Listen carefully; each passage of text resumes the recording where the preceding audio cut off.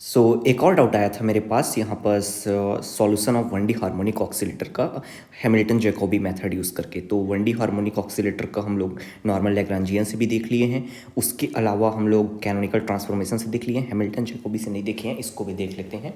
और उसके बाद अब इसके बाद शायद मैं वीडियो ना डालूँ कुछ भी। स्टार्ट करते हैं। सबसे पहले 1D हार्मोनिक ऑक्सीलेटर, उसका हैमिल्टोनियन क्या होता है 1D हार्मोनिक ऑक्सीलेटर का। तो इसका सिंपली होता है p² / 2m plus half k/2। ये हो गया पोटेंशियल एनर्जी वाला टर्म, ये हो गया काइनेटिक एनर्जी वाला टर्म। ठीक, हैमिल्टन जैकोबी मेथड क्या बोलता है कि ये हैमिल्टोनियन को हम लोग नया हैमिल्टोनियन कुछ में ऐसा कन्वर्ट करते हैं जो 0 के बराबर हो, या फिर साइक्लिक इन ऑल कोऑर्डिनेट्स। ये हैमिल्टन जैकोबी है। कैसे होता था ये, जो एच डैश है इसी एच को लेकर इसमें एक del(s/del)t ये जुड़ता था और इसी का यूज़ करके यहाँ 0 हो जाता था। ठीक, तो जोड़ देते हैं उसमें। अच्छा, यहाँ पर दूसरा चीज़ यहाँ पास नोट करने का ये है, ये जो P है यहाँ पास जो हम लोग कन्वर्ट कर रहे हैं वहाँ पास, तो ये P को हम लोग क्या ले रहे हैं ds/dq, इसके बराबर ले रहे हैं। कैसे ले रहे हैं, तो हैमिल्टन जैकोबी की थ्योरी में पता होगा, और नहीं पता होगा तो अभी फिलहाल इतना याद रखो कि P को इसके बराबर लेना है अभी। ठीक, तो यहाँ मैं पुट करूँगा सारे वैल्यूज़ को, तो एच डैश का वैल्यू क्या आ जाएगा मेरे पास, ये ds/dq इसका whole square 1/2m plus 1/2 kq² plus ds/dt equals to 0। ये कर ली है। ठीक, अब उसके बाद क्या करना है, सिंपली हम लोग को सेग्रीगेट कर लेते हैं। ये वाला जो टर्म्स है ये q वाला टर्म्स है, ये वाला t वाला टर्म है। ठीक, तो यहाँ से s का वैल्यू निकालना चाह रहा हूँ मैं, तो s का वैल्यू कैसे निकालूंगा, सबसे पहले अलग अलग लिख देता हूँ दोनों को मैं। 1/2m, अरे यार फिर कहाँ गया,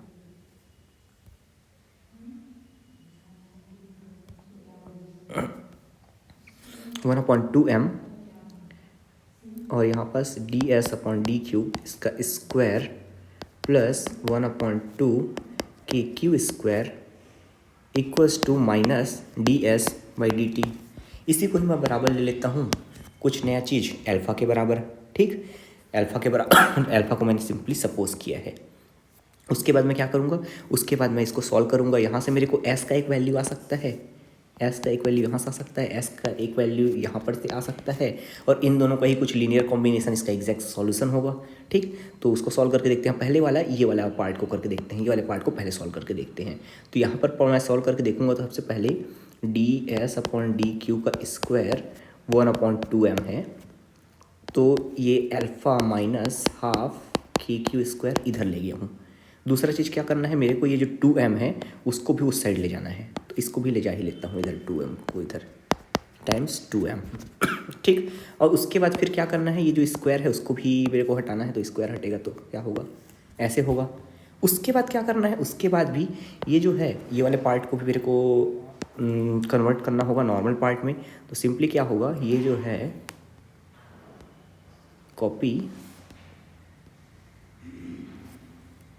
और यहाँ से पेस्ट।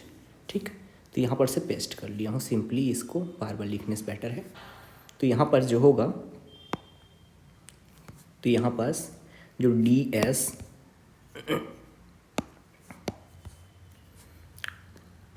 ds होगा वो किसके बराबर होगा, dq के बराबर होगा।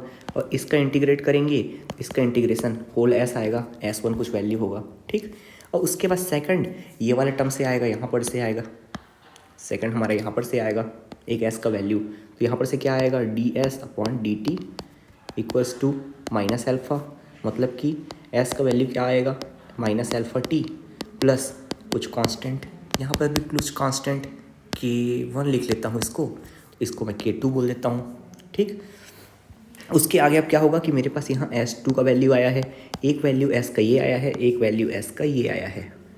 ठीक, तो जो फाइनल s होगा इसी का ही लीनियर कॉम्बिनेशन होगा, तो सिंपली इसको मैं कुछ भी नहीं करता, फैक्टर वगैरह कांस्टेंट वगैरह मेरे पास ऑलरेडी है, तो कांस्टेंट के अंदर चले जाएगा। और मैं सिंपली यहाँ पास क्या कर रहा हूँ, मैं कांस्टेंट्स को ड्रॉप कर दे रहा हूँ क्योंकि उसका कोई सिग्निफिकेंस है नहीं सॉल्यूशन में, ठीक है। तो हम लोग क्या कर रहे हैं, बेसिकली कांस्टेंट को सीधे ड्रॉप ही कर दे रहे हैं यहाँ पर से। ये वाला पार्ट हुआ।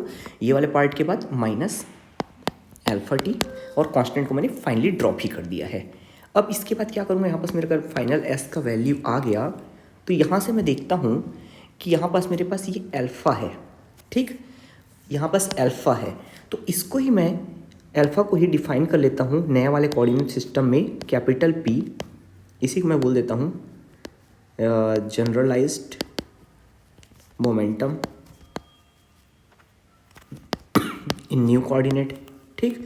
और एक और टर्म डिफाइन कर लेता हूँ बीटा, तो ये बीटा को मैं बोल देता हूँ, ये जो बीटा है वो उसका जनरलाइज कोऑर्डिनेट हो गया ये, ठीक। इसको मैंने डिफाइन किया है अभी अपने से, ठीक। तो यहाँ पर से अगर ये दोनों हैं, कैपिटल क्यू में जो रिलेशन होता है जनरेटिंग फंक्शन हम लोग को पता होगा, तो ये क्या होता है रिलेशन हमारे पास, जो क्यू है ये D S upon D P के बराबर होना चाहिए, ये वाला रिलेशन होता है। तो सिंपली मैं क्या करूँगा यहाँ पास ना, इसको इसके फॉर्मेट में लिखूँगा, तो बीटा का वैल्यू क्या होगा, D S upon D alpha के बराबर होगा बीटा का वैल्यू, ठीक। D S upon D alpha के बराबर होगा। तो यहाँ से मैं ये वाला जो टर्म है मेरे पास, ये इक्वेशन, ये वाला इक्वेशन, इसको मैं क्या करूँगा, इसको मैं सिर्फ अल्फ़ा के रेस्पेक्ट में डिफ्रेंशिएट करूँगा। डिफ्रेंशिएट करूँगा तो यहाँ पास क्या होने वाला है, अल्फ़ा वाला टर्म यहाँ पर से मैं अगर डिफ्रेंशिएट कर रहा हूँ तो क्या होगा, ये रूट ओवर ये है, रूट ओवर ये, तो इसका मतलब a की पावर 1/2, इसका डिफ्रेंशिएशन करेंगे तो क्या होता है 1/2 टाइम्स ऑफ a की पावर -1/2, यही तो होता है क्या। तो ये a के जगह में ही मैं ये पूरा का पूरा को रख रहा हूँ, ठीक। ये हमारे पास a है, ये रूट नहीं,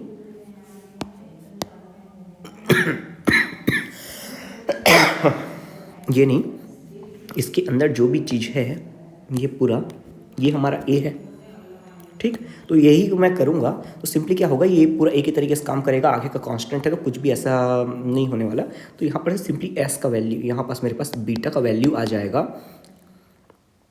1/अल्फ़ा माइनस 1/2 के क्यू स्क्वायर, नीचे वाला भी रूट में आएगा, देखो यहाँ पास 1/2 है, यहाँ पास 1/2 आ रहा था तो यहाँ पर भी 1/2 आएगा, इंटीग्रेशन के साथ था, तो ये तो पहले से ही था।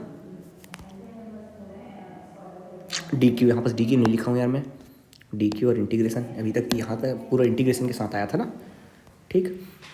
तो इंटीग्रेशन के साथ आया है बीटा का वैल्यू।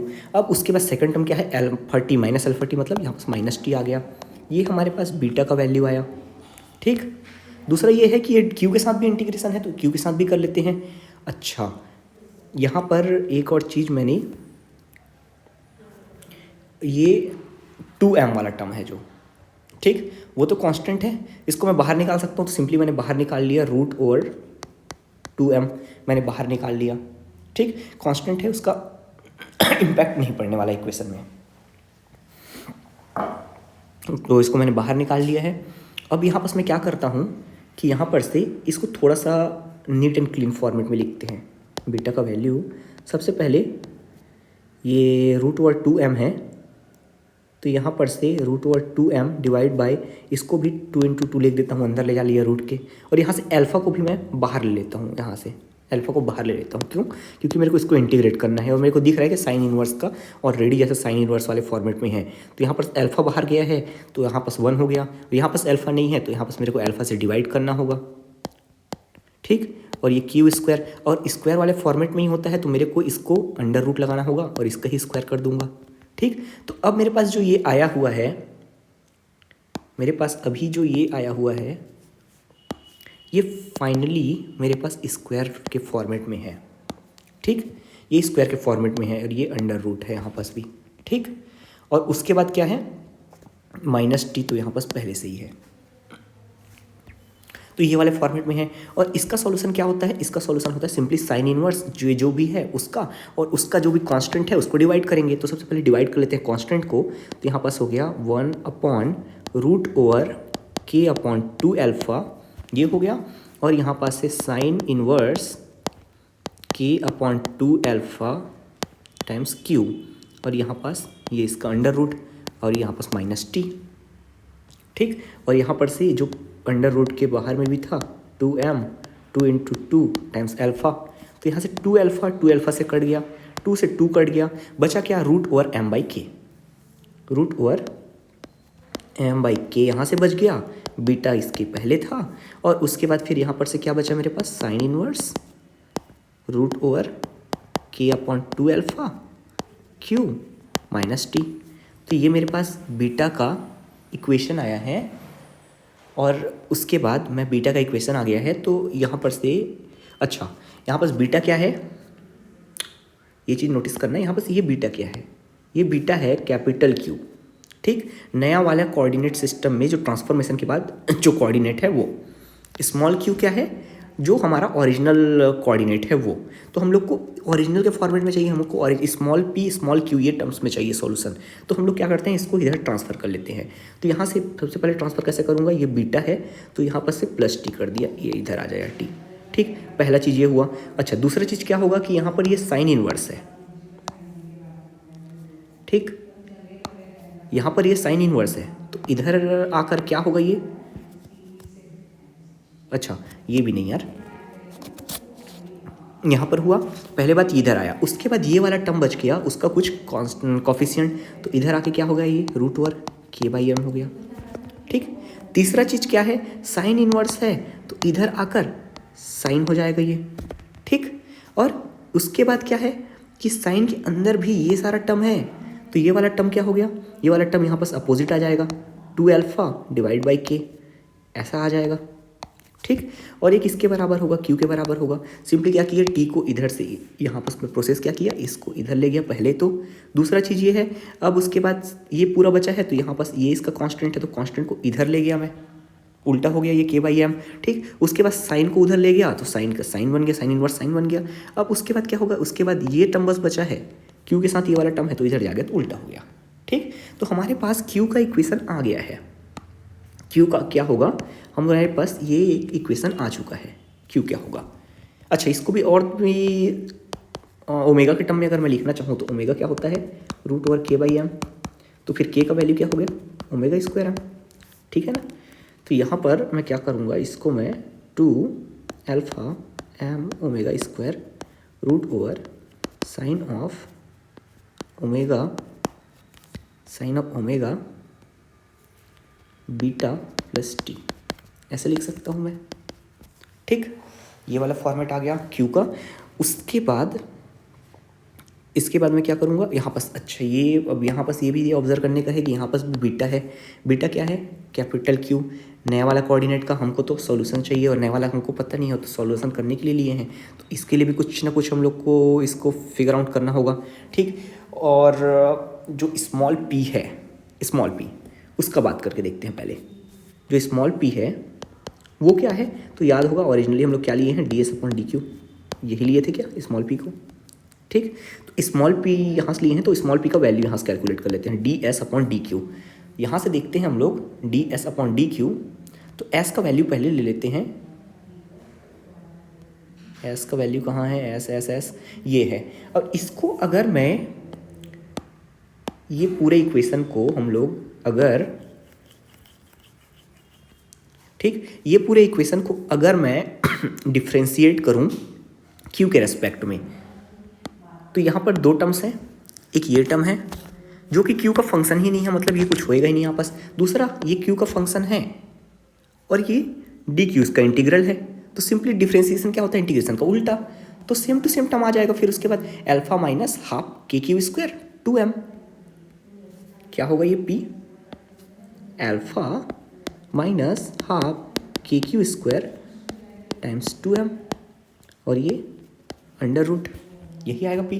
ठीक, dq बाहर निकल गया क्योंकि हम लोग डिफ्रेंशिएशन किए हैं, किसका किया, इंटीग्रेशन का डिफ्रेंशिएशन, मतलब कि कैंसिल हो गया। ठीक, इसको चलो अंडर मल्टीप्लाई कर देते हैं सिंप्लिसिटी के लिए, 2m अल्फ़ा माइनस के का भी वैल्यू रख देता हूँ, के का वैल्यू क्या होता है m ओमेगा स्क्वायर, और फिर यहाँ से फिर 2 से 2 कट जाएगा और यहाँ पर से क्या होगा फिर m स्क्वायर ओमेगा स्क्वायर और उसके बाद q स्क्वायर बच गया। ठीक, तो अब देखो स्मॉल p का वैल्यू किसके टर्म्स में आ रहा है, स्मॉल p का वैल्यू आ रहा है स्मॉल q के टर्म्स में। तो मेरे को फिर अभी स्मॉल q का वैल्यू निकाला हूँ तो स्मॉल q का वैल्यू भी रख देता हूँ चलो यहाँ। तो ये क्या हो गया 2m alpha minus m square omega square और q का वैल्यू q स्क्वायर है ना, तो 2 alpha divide by m omega square sine square omega beta plus t, ये हो गया। और ये पूरा का पूरा वैल्यू अंडर रूट है। ठीक, यहाँ से m स्क्वायर का एक m कटेगा, ओमेगा से ओमेगा कटेगा, तो यहाँ पर क्या बच गया मेरे पास 2m ओमेगा। यहाँ पर देखो, यहाँ पर 2m ओमेगा यहाँ से निकल गया, तो यहाँ पर से मैं कॉमन निकाल लेता हूँ, रूट ओवर 2m ओमेगा और उसके बाद इसके अंदर क्या बचेगा 1 minus sine square omega beta plus t, ये हो गया। और इसका भी पावर हाफ मतलब कि यहाँ रख देता हूँ। ठीक, अब यहाँ पर ये क्या हो गया 1 माइनस साइन स्क्वायर मतलब कि कॉस स्क्वायर बीटा टी, ये हो गया। ठीक, अच्छा स्क्वायर नहीं, स्क्वायर के वहाँ से अंडर रूट के बाहर निकल गया है ना, तो स्क्वायर भी नहीं होगा यहाँ पर। ठीक, ये हो गया मेरा वैल्यू पी का। अब तो अगर मैं सिंपल हार्मोनिक ऑक्सीलेटर का अगर मैं बात करूँ तो ये वाला अगर इसका इक्विलिब्रियम पोजीशन है तो इसको स्टार्ट यहाँ से करूँगा, तो ये अगर मैं इसको इक्विलिब्रियम पोजीशन से ही स्टार्ट कर रहा हूँ तो ये मूव करेगा क्या, नहीं करेगा। क्यों करेगा, ये रेस्ट में है, तो इसको मूव करने के लिए पहले मेरे को इसको कुछ क्यू डिस्प्लेस करना होगा, इस वाले पोजीशन से मूव करेगा। तो जब इसको क्यू डिस्प्लेस किया तो इस वाले पोजीशन में जब आकर मैं इसको रोक के रखा हूँ तो इस टाइम में क्या इसमें कुछ वेलोसिटी या मोमेंटम है, तो इसका मोमेंटम जीरो होगा।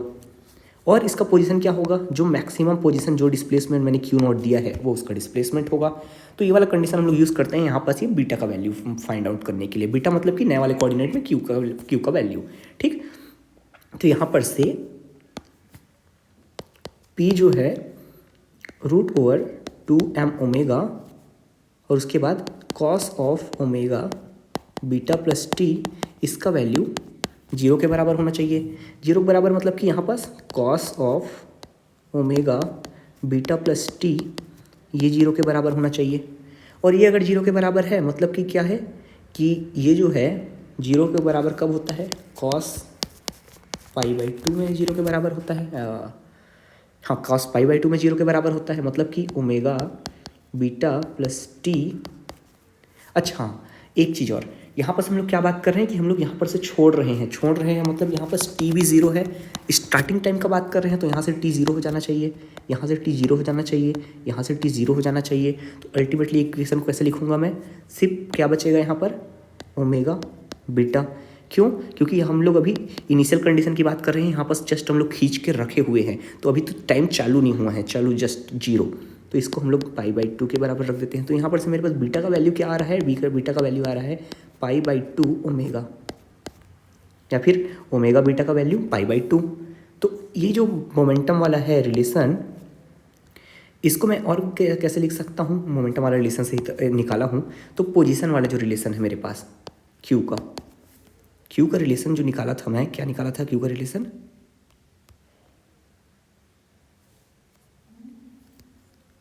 क्यू का रिलेशन जो निकाला था ये निकाला था मैंने,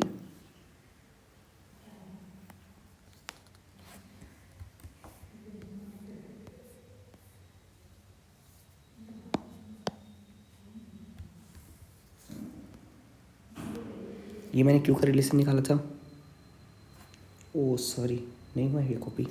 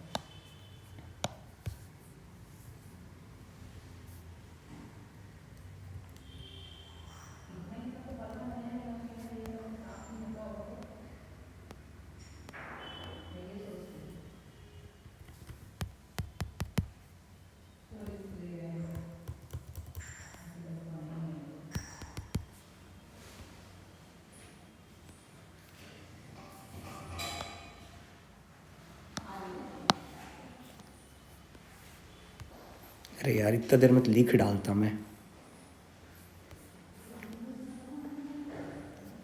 छोड़ो अब जैसे भी है। तो यहाँ पर से ये Q का वैल्यू है, तो यहाँ पर से मैं अगर मैं ओमेगा बीटा का वैल्यू अगर मैं π/2 पुट करूँ तो ये साइन वाला इक्वेशन क्या होगा, simply sine omega t plus π/2। तो इसका वैल्यू क्या हो गया, यहाँ पर से इसका वैल्यू हो गया कॉस ऑफ ओमेगा टी। और ये सब कांस्टेंट है, ये सब जो कांस्टेंट है इसी को ही मैं बोल देता हूँ Q0। ठीक, तो मेरे पास अल्टीमेटली क्या बन गया, यहाँ पास ओमेगा बीटा का वैल्यू π/2। तो यहाँ पर से मेरा इक्वेशन कैसे फॉर्मेट में बनेगा, तो यहाँ पर से मेरा Q जो है वो फॉर्मेट में बनेगा Q0 और यहाँ पास कॉस ओमेगा टी। ये हमारे पास इक्वेशन आया सिंपल हार्मोनिक ऑक्सीलेटर का, और यही हमारा सॉल्यूशन है, यही हमको निकालना था। ठीक, ये यहाँ पास क्या क्या किए हैं, सिंपली बार बार ट्रांसफॉर्म करते जाना पड़ा है हम लोग को। Q से Q0 जो है, Q0 एक कांस्टेंट है, अल्फा का value constant, m omega square सारा का सारा टर्म्स कांस्टेंट। ठीक है, और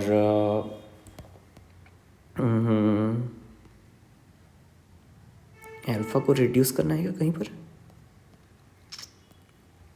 तो मेरे हिसाब से इतना काफ़ी है।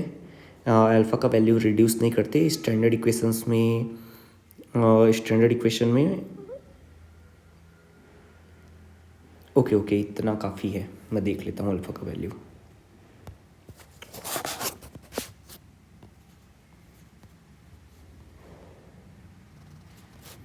हाँ, ये देखो स्टैंडर्ड नोटबुक में भी अल्फ़ा का वैल्यू रिड्यूस नहीं किए हैं, Q0 का वैल्यू। तो नोटबुक में भी ऐसा नहीं, मतलब जो बुक्स है उसमें भी नहीं किए हैं, तो हमको इतना टेंशन लेने की ज़रूरत नहीं है वाले पार्ट का। ये ठीक है, इतना यही सॉल्यूशन है हमारा। ठीक है।